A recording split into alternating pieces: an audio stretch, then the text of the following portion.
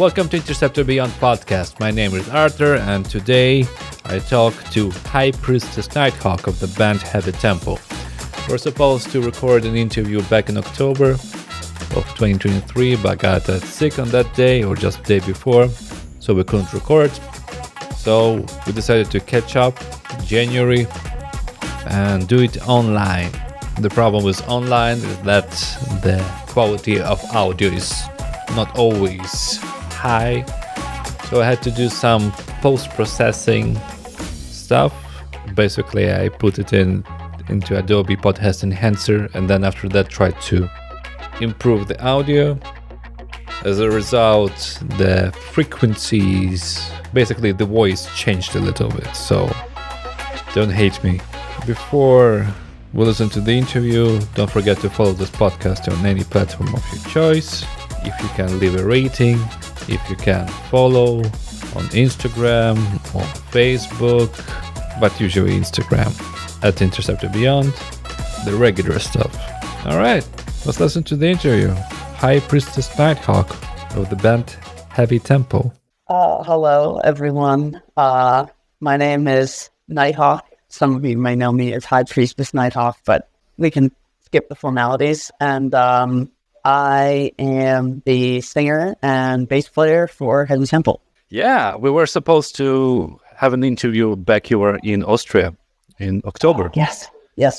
And I got sick and I decided not to. Well, I was getting sick, but I decided not to risk it. That's probably with the whole tour. I don't want to have it on my conscience that the whole tour is cancelled. I don't need that stuff in my life. So yeah, you were touring with Howling Giant. Yeah.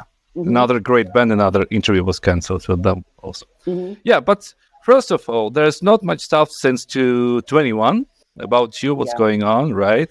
Yeah. There's a lot of stuff happened. It's going to happen. We can start with the upcoming LP. Sure. that was supposed to come last year, like in December maybe. That was we were maybe shooting for the fall of 2023, but it's going to be coming out in the spring now. So, but I think everything worked out for the best because there's some things that came together really nicely. All right. That was a teaser. We're gonna leave it closer to the end. But first start was with the year, right? So a lot of stuff happens, right? I will give you a hint. Lineup, tour, missing stuff on tour. Yeah. Right. So never to be seen again.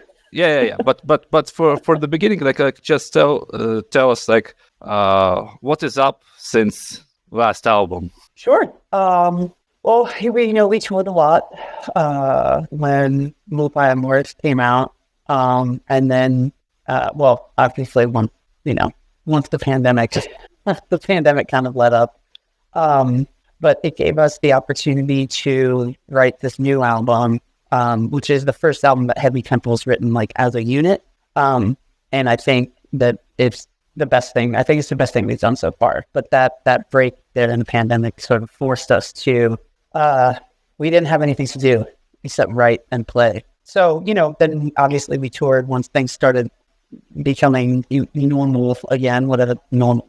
This tour with Europe, and we weren't sure. We had our fill-in, Christian, we were sort of rehearsing just in case because Paisley was in two bands at the time, and obviously, that takes up time being in one band. So we wanted to have a fill-in, and then we just, played with Christian. Paisley ended up not being able to do Europe, and so we asked Christian if he wanted to do it, and then, then Christian just became our new guitarist. By default. So, these things happen too, it's a real treat playing with this new lineup, but Paisley's just, his writing and playing are really just they're so unique. I think he's one of the best guitarists in Philadelphia, please. But Heavy Tempo's this is our 7th iteration. It's hard to keep a band together. I started it more than 10 years ago, so I'm used to lineup changes. But I always wanted, Heavy Tempo is always supposed to be more than the sum of its parts. it's supposed to be more than the members. It's not supposed to be about the guitarist or the drummer. It's not supposed to be about me, which I know sounds silly. But I really like the way that Josh Homme and Queens of the Stone Age have operated, where it's like he has this group of awesome musicians at his disposal, and if people are available to write or tour, then then they do that together, and so everybody's kind of part of Queens of the Stone Age. And so that's kind of I always intended it to be that way, and now I can kind of see it that way. With this particular lineup change, we might have a second guitarist when we go on tour, just to more accurately represent the album. So, are you planning to play cello in a band at some point? Oh, cello. I mean, it would be kind of hard to pull off live. I guess I could. It would depend on the nature of the song. There's definitely, you can set up like a loop station and something like that. I did play it on the first two albums. I think I did play it on this album, but I think, I don't know, you've given me something to think about, honestly, because there's one song that has an intro that's cello and harmonium, but that might be something to add to the live show. We'll see. It was an obvious question, don't know about how it's artistic, but because I know that you studied piano, then you switched to cello, piano at some point, and then yeah, and that's actually the band's Broom. I think they have cello in there. Yeah, I like them a lot. We've played with them a couple times. All right, so maybe cello lineup change. And okay, how was the European tour? It was a lot of things. It was wonderful. The being robbed obviously was horrible. Well, you need to tell people more about this. What kind of robbed? I mean, there are many ways, many kinds of possessive theft. Sure. So basically, we went to some. I don't even know why we went. We went to some mall somewhere to get coffee or something. We were gone. Yeah, but don't forget which country? Italy. Yeah. Which of course. So in Milan. Italy is in Milan. Yeah. Italy has been like my favorite European country for a while, despite not having been there since I was very, very small. For a lot of reasons, it's music and food and art and everything, wine, love wine. But so I was disappointed that happened in Italy, and then everybody was like, "Oh yeah, Milan, that's terrible. You should never leave your van unattended." I was like, "Cool, this information would have been helpful like before we got here." Well, that's how all these bands know it. Nobody told them, so they tell. But, but too late. Everybody. I'm not. It's not anyone's fault, except for the people who stole our stuff. But we came out, and it was just somebody just punched in the window, slid open the door, grabbed all the bags, like whatever they could carry, and it probably took less than 20 seconds. Thankfully, we didn't lose any of our gear. One, I think it was Zach from Howling Giant, lost like literally everything. He had just the clothes on his back. Lost a couple passports. We all lost some things that were like sentimental things that like kind of can't ever get back. But the response from both like our listeners and other people in the music community, like Elder, I Hate God, Orange Amped shared, like all of these awesome, like Obsessed shared, and like, all of these people, you sort of start to realize, like, you always think, like, who am I? You know what I mean? Like, Heavy Temple's got 11,000 followers on Instagram. Nobody gives a shit about Heavy Temple in the grand scheme of things. Because, you do it because you like doing it. And so to just see that outpouring of support, I mean, obviously there were people who donated to our GoFundMe, but just even just sharing that, or like, people hitting you up and saying, "Oh my gosh, I'm so sorry. I'm glad you're okay." Like, there are so many people who are like, "I'm sorry, I can't give you anything." Like, that's not, I mean, obviously the GoFundMe is cool, but like just seeing that you have been able to like make some kind of impact in people's lives. And like, I don't know if I would have had that personal reflection had we not been robbed on our first European tour, But, we played a couple of really awesome shows. I think two of our most fun, energetic, like, life-affirming shows were in Italy. And, it's just being able to tour, like, one of the oldest, certainly not the oldest, but one of the oldest parts of the world, with your friends. Like, that's like the holy grail, And we've been around for a while, and I wasn't sure if it was going to happen, the pandemic, and blah, blah, blah, blah, blah. And then this came together, and Wino is kind enough to facilitate, with talking with his booking agent over there. And was it the first time for the guys also? Like Howling Giant, yes. Yeah. I don't know if they maybe like played I thought they played like a European festival before that. That's why I was like kind of confused when it's like their first tour. But I think it's their first European tour. But we had some ups and downs. It's just it's work. But there's this American saying that like a bad day of fishing is better than a good day at work. All right.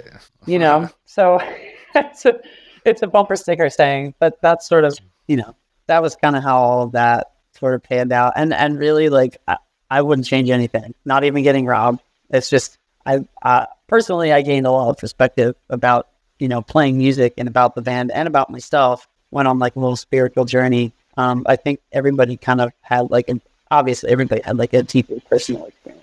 But. Well, probably the most important thing about that is that you realize how much support, how many good people are there, So this is like a big bump in just feeling okay. Yeah, it's nice. It's like, oh, you don't like us.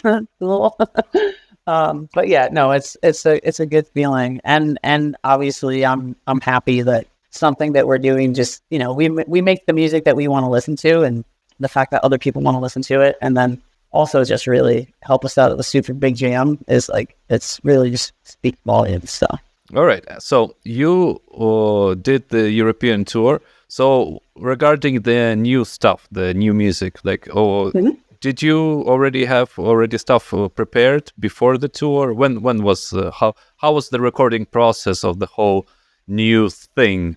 I think we recorded. I think we recorded in like 2022, 22, 23. I don't know. They all kind of bleed into one. But so we recorded, and then I think I don't know. How those things go. You record, and it's actually my fault. I shouldn't say how it goes. It's my fault. I'm terrible at writing lyrics. You said that you write lyrics in the end, right? I tend to put it off, but for some reason this time they just I think they're there's a lot of anger in this album. Oh, no more love. No, some love, but no, it's there's just like I said, since this album was written as a band, like musically, this album is very visceral and raw. I think it really is a wide spectrum of all of our influences. Found myself having to write these lyrics. Some of the stuff's been as a musician, you have things like out in the ether forever and ever. It's it's a joke all the time. Like, oh, while I gotta record my solo album with the 230-second clips I have from me singing into my phone. But it's like after being robbed in Milan, you immediately, oh my God, I need to record this awesome emotions right now. This is gold. This is gold. There's anger. There's so much anger and misery. Oh my God, we're going to do a goth doom metal album here.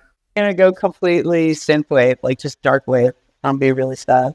No, but lyrics came last, and the way this out, like I said, we had some delay in releasing the album, but Paisley came up with the album title, which I think is fantastic. It's called Garden of Heathens.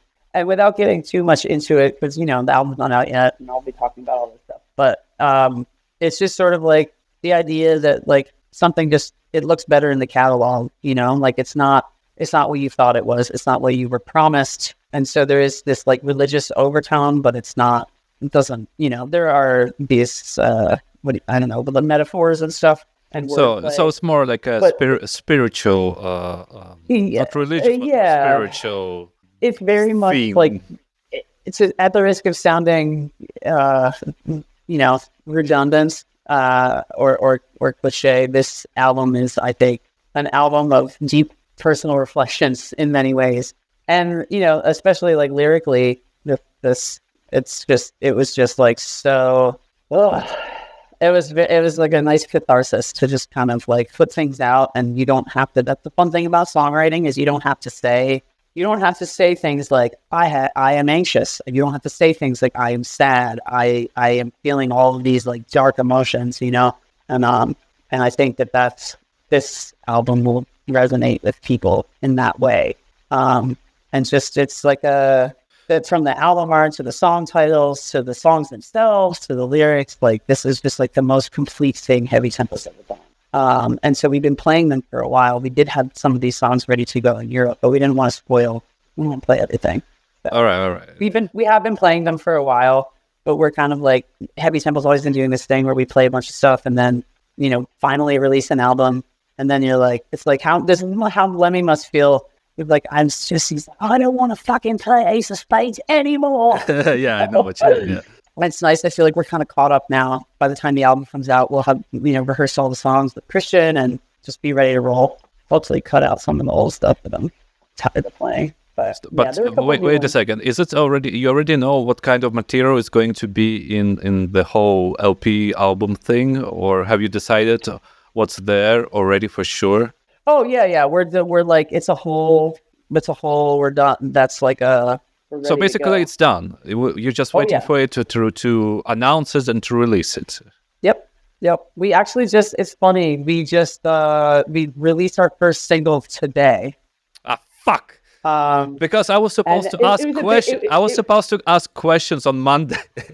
No. It's okay.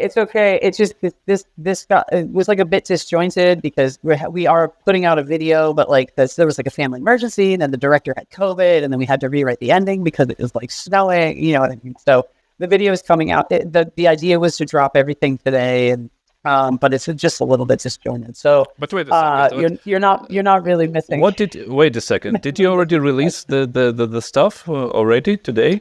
Just the single. I think there's like pre-orders on Bandcamp. Okay. There's 2 more singles coming. One next month and one in March, and then the album will come out in April. Is the single? Where can people like check out the single that just came out? It's on all streaming services. It's on our Bandcamp. Is it extreme indifference to life? Yeah. Are we talking about this? And this is like a part of the new thing. Yeah. I know. It's like I was watching like a British. It's great, man. I know, but that's the thing is like I was worried. I was watching like a British murder mystery, and so like one of their charges is like extreme indifference to the value of human life. All right. So, but I just wrote down extreme indifference to life, and so this song's about like having imposter syndrome, like overthinking stuff, trying to like not let the bad stuff creep up, like anxiety, depression. Like I said, this is all like this album's very like it's definitely coming from very, very deep inside. But when I named the song, I was like, is this song titled like too brutal? No, but it's just like when you were describing it and when they see the title, it's like, I get it. Yeah. So there's like House of Worship and Jesus Wept, which is a nod to Hellraiser, if you're a fan of Hellraiser. I know what you mean. But also something my mom used to say all the time when she was frustrated at me.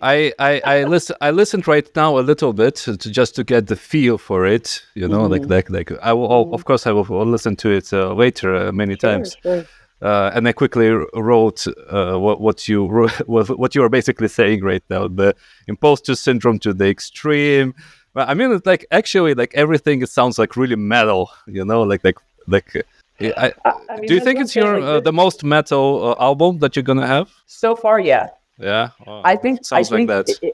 My hope is anyway. So there's like so much on it. There's like Sabotage, Deep Purple, Black Angels, High on Fire, Weed Eater, like some krautrock, spacey shit. Like there's just like a lot of we have like a lot of influences, right? And this album is like a monument to all things heavy.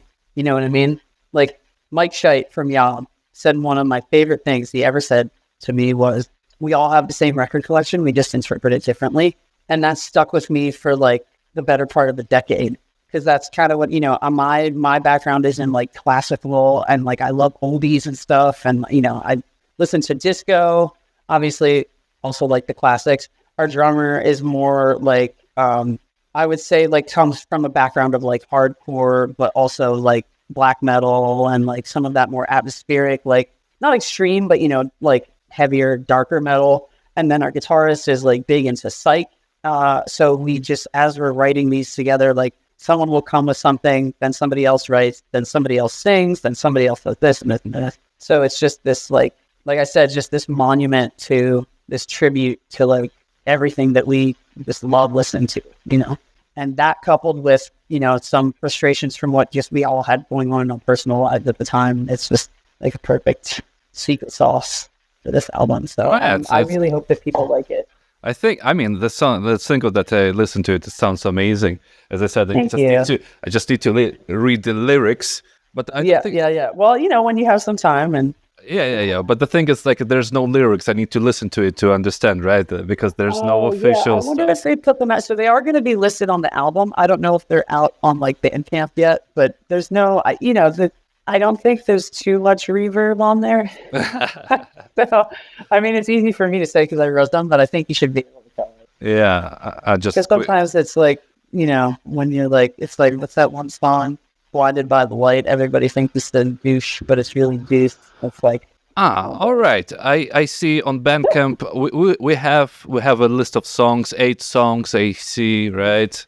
Because I don't think you had it like listed a couple of days ago. Just you actually dropped it. Yeah, no, I think they just put everything out probably at like midnight. Everything. This last seconds, people. All right. Extreme indifference to life. How do you pronounce the thing? High race. Divine discretion, house of worship, snake, oil, and other remedies in the garden of heathen. My God, it's like a tongue twister list of like pronouncing for non-English speakers. Like Jesus wept, psychomantium. So that's the psychomantium.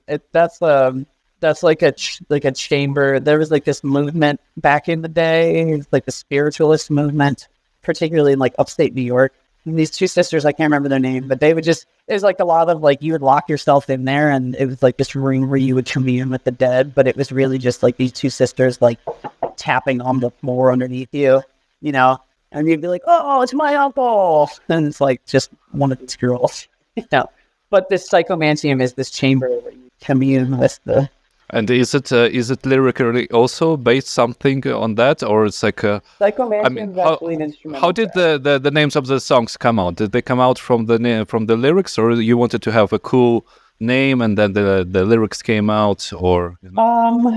Some of them were just sort of like things that we've been like rolling around for a while. High Race, I actually came about when I was talking to someone about. It's basically like high rate's like a feeling of like missing something that's like not tangible anymore. So like missing like a home where you don't live almost.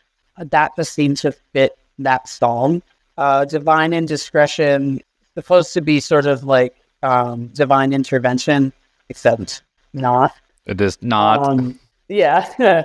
And let's see, Jesus Wept. Jesus Wept is a straight up like beat track. I was very angry. I was very angry when I wrote that lyric. So that's one of these. Yeah. For anybody who has one couple of these in their lives. Well, you need to tell our listeners, because we're only recording audio. Yes, by these I mean my 2 giant middle fingers. And they are giant. Little bass player. Oh yeah, that's fingers. True. And then let's see, Snake Oil. Oh, Snake Oil again is just like, a nod to like that sort of, like not, I don't want to say holistic because that's not, I don't mean to demean holistic healing and that, but like just that like, hey, look at this brand new thing. So about bullshit. Like, cure all your life's problems. Yeah. And that's what Snake Oil and Other Remedies. So that's also, so there's like a lot of like, the album sort of like about betrayal and lies and like, I mean, it's completely opposite to the previous album, right? So the previous album was like a romantic kind of. We have like a romantic feel, let's say like this, right? Sure, a love story, if you will. A love story, right? And this one is like we're going to hell. We're going one ride to hell, and it's great.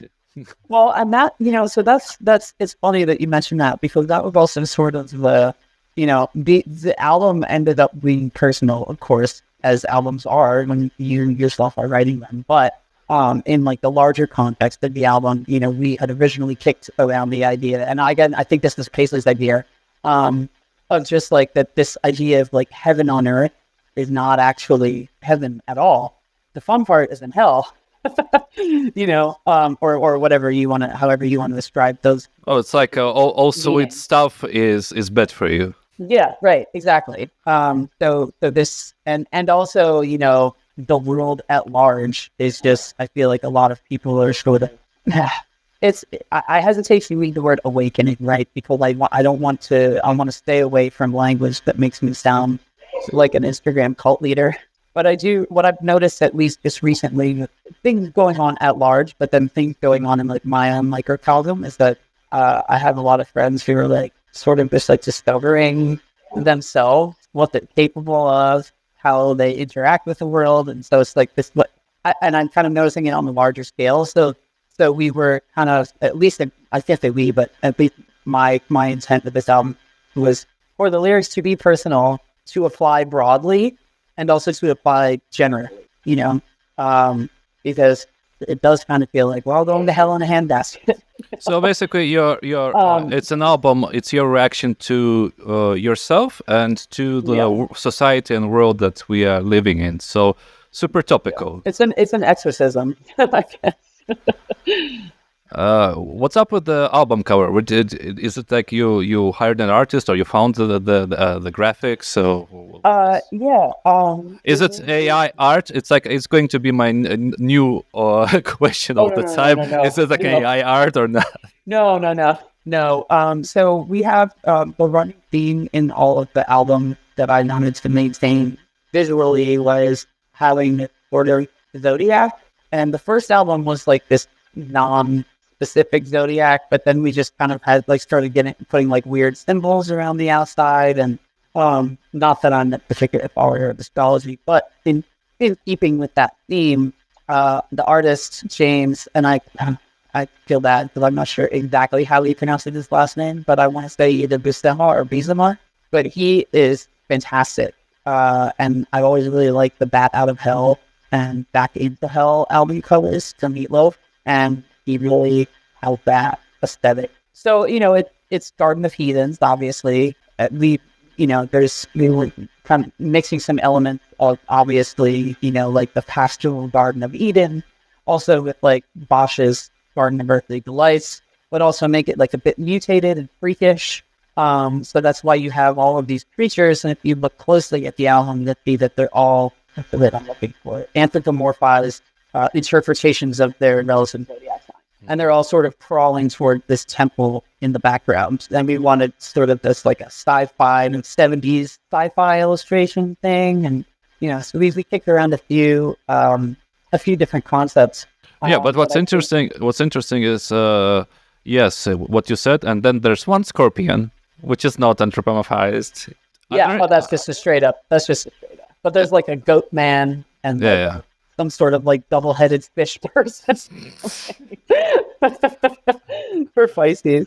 But they're supposed to be like, like sometimes like the scales. Oh, and that's in the actual temple. There's like the scales. So that's like the Libra. So did you try to put some Easter eggs, some secrets in the album, on the cover, or on the songs, or something like this, or jokes? Not so much with this album. I think this whole album is like a self-referential Easter egg. But it's most like I said, the art, the lyrics, the songs themselves, the like everything that's feeling. It's just all. We've kind of had, obviously all the albums have had these, but this is really, it seems like the most cohesive package deal for this album. But I mean, I guess if it depends on how closely you look, I guess the Zodiac thing, that could be an Easter egg, but that's, just a little bit. I'm a fan of continuity, so I want to put a little bit, stuff in there. And then we do kind of borrow riffs thematically from, songs. I think it came out great. Did you change anything in the production? How you record stuff, or something new that you tried out that you didn't do before? Yeah, this is actually our first time. I think, we've done a lot of home studio stuff. Lupi he recorded that, our drummer recorded that. And he, I think, mixed this album, mastered. He did some post stuff, but we recorded at like a studio. So we went to this place called Animal Farm near us, and we just got to like live at the studio, basically the whole time we were recording, which was nice. So you don't have to like get up and get like stuff together and so gear and then pack it up and so yeah, it was really like we got to like relax and just kind of like be in this natural environment where we're recording, and it gave us the opportunity to kind of write some things in the studio, add some extra instrumentations that maybe we didn't have initially, and then we did do vocals in our where we practiced them in our recording studio. But yeah, the studio experience is nice, and there's fun in our house. It's like chickens running around and like a big bowl hanging out and fresh eggs. So. Did you put any recordings of animals in the album, like Beach Boys? No, man. Should have gotten Harold in there. He's a big, holy crap. Well, maybe we should have done that, some chicken sounds or something. Maybe field recordings on the next album. You can make a Bandcamp special, one single later for donation. For donation, let's say like donation. The chicken. Yeah. Something like that. All right. So, do you know when? First of all, when the music video is coming out? Do you know already? Yes, I believe that is going to be next week. Like I said, we just had to like pivot something, but that is. I think that's next week. I believe that's next week. All right. It's hard to keep up with myself sometimes, but yeah, that's going to be. I'm really excited about that. One of my best friends just wrote the video for the first single, obviously, but she I kind of came to her with a few ideas, and she really just wrote. You mean like the director Spencer, right? Or Spencer directed and edited and produced and all that, but she came up with the storyline. She did all the makeup and effects and wardrobe and spectre stuff. Wildly talented. But I was kind of like trying to explain to her what the song is about, like I think to use, and trying to find a visual representation for that's kind of weird. You'll see when the video comes out, but it's like I don't mean it to sound too heady, but it's sort of like this, that imposter syndrome, if that's like your duality. Because most of the time, you're probably fine, right? There's nothing wrong with you. You didn't say anything wrong. Nobody cares about that thing you did 15 years ago. You're good at your job. All your friends like you. You know what I mean? 99% of the time, that's the case. But then there's this other part of you, so we just tried to find a way to represent that on camera. All right, that's a good teaser. I wonder what you did there. All right, so the music video is coming out next week, because I will release this episode quite soon, maybe even today, if I have time to edit it. All right, and the album is coming out sometime in the next couple of months, probably. I believe mid-April, yes. And then, like I said, we have a single coming next month, and there'll be a video for that one that will be released at the same time. And then we have the third single coming out in March, and then the album in April. Well, this is great. I'm looking forward to it. I'm going to listen to the song right after we're done with the recording. So could you please... usually I ask bands that could you please give me a song that's a good introduction to your band, but in this case, obviously, I have to put... This single is this one, yeah. Yeah. Could you please say the title of the song, like with emotion and attitude, so I can cut it in? This song is called Extreme Indifferency.